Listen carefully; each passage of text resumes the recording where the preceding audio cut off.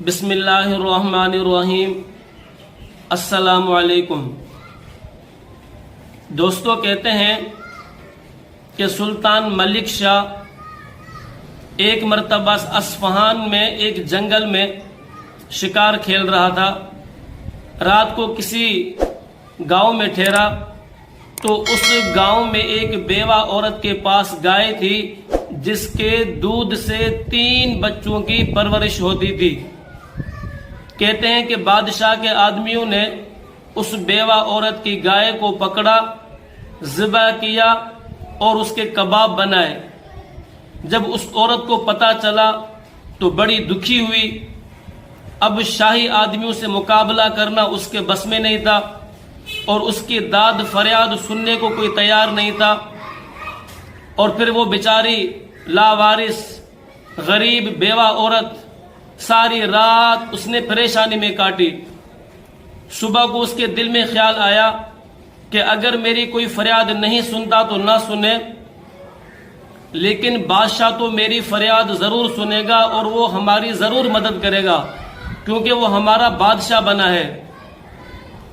کہتے ہیں کہ اس عورت نے بادشاہ سے ملنے کی بہت کوشش کی لیکن اس کی ملاقات نہ ہو سکی۔ دوستو، کسی نے اس عورت کو بتایا کہ بادشاہ فلاں راستے سے شکار کے لیے گزرے گا، تو یہ عورت اصفہان کی ایک مشہور نہر تھی اس کے پل پر کھڑی ہو گئی۔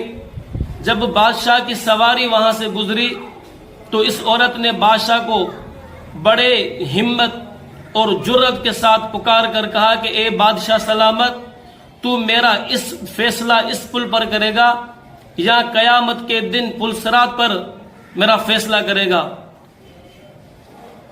کہتے ہیں کہ اس عورت نے یہ سوال اور اپنی فریاد اس انداز میں بادشاہ کے سامنے رکھی کہ بادشاہ کی آنکھوں سے آنسو آ گئے اور فوراً اپنی سواری سے اترا اور کہنے لگا کہ پل صراط کی تو میرے اندر طاقت نہیں ہے، البتہ میں تمہارا فیصلہ اس پل پر کروں گا، بتاؤ تم کیا کہتی ہو۔ اس عورت نے سارا ماجرا بادشاہ کے سامنے رکھا۔ تو دوستو، بادشاہ کو ان لشکریوں کی اس نالائق حرکت پر بڑا غصہ آیا اور بڑا افسوس کیا، اور بادشاہ نے پھر فیصلہ کیا کہ اس ایک گائے کے بدلے میں اس کو 70 گائے دی جائیں۔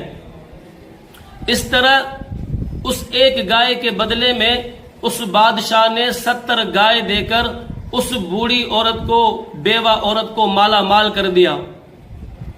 وہ عورت بڑی خوش ہوئی اور بادشاہ کو کہنے لگی کہ مجھے آپ کے عدل و انصاف پر بہت زیادہ خوشی ہے اور آپ کے انصاف پر خدا بھی خوش ہے اور اس کا رسول بھی خوش ہے۔ جب اس عورت نے یہ کہا تو پھر وہ بادشاہ اپنی سواری پر سوار ہوا۔